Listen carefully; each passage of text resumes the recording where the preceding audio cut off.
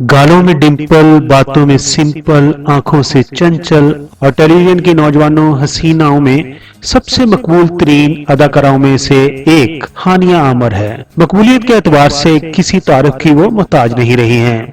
Billboard से इश्तिहारात तक, TV ड्रामों से फिल्मी स्क्रीन तक और फैशन रैंप से सोशल मीडिया तक हानिया आमर का जादू हर जगह चल चुका है।